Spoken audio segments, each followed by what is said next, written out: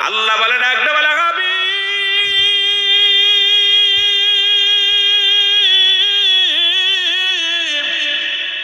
অমিনান্নাস মানুষের মধ্যে মাকুলু তারা বলবে আমার না তার ঈমান আনছে বিল্লাহি আল্লাহর প্রতি অবিলাহ বিল আখিরাতের প্রতি বিশ্বাস স্থাপন করেছে ওমা হুম বিমুমিনিন একদল বেঈমানের আপনার কদমের মধ্যে যাবে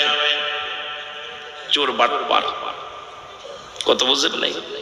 এই বাটপার গুলো আপনার কদমের মধ্যে যাবে তারা বলবে আমরা মুমিন আমরা মুত্তাকি আমরা বড় বুজুর্গানে দিন ঠিক কথা বোঝেন আমার কথা কোন জায়গা গেছেন সবচেয়ে বড় কষ্ট আমার কষ্টটা হলো কোরআনের যারা ভুল ধরতে আসলো কোরআনের জয়ের জবর আজ পর্যন্ত একটা সূরা কেউ লিখতে পারে না একটা সূরা কি এত পারো কোরআনের সূরার মতো একটা সূরা লিখে দেখাও পারে নাই অথচ সেই কোরআনকে এই দেশ থেকে তাড়ানোর জন্য পৃথিবী থেকে উচ্ছেদ করার জন্য একদল আলেম সমাজ সাধারণ পাবলিক না আমাদের মতো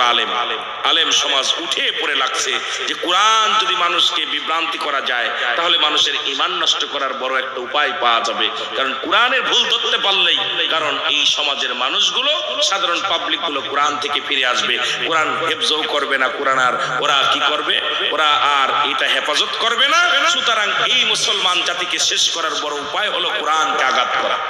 যেটা বলেন ঠিক কিনা আমার দাদু ভাইরা শুনে নেন কোন সূরার ভুল ধরল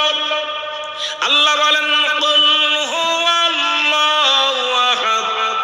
আল্লাহুস সামাদ লাম ইয়ালিদ ওয়া লাম ইউলাদ ওয়া লাম ইয়াকুল লাহু কুফুয়ান আহাদ আল্লাহু আকবার বলেন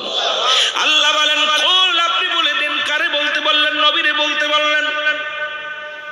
নবীরে বলে দেয় নবী আপনি বলে দেন হাবিব আপনি বলে দেন আমি এক যখনই সাক্ষী দিলেন কালেমা পড়লেন লা ইলাহা নাই কোন ইলাহ ইল্লাল্লাহু এক আল্লাহ ছাড়া আপনি ভালো করে জানায়া দেন যখন কালেমা পড়লেন মুসলমান বাবারা যখন মুসলমান হতে হলে এক নাম্বার শর্ত হলো কালিমা সেই কালিমা পড়েছেন আপনি আমি সবাই পড়েছি লা ইলাহা নাই কোন ইলাহ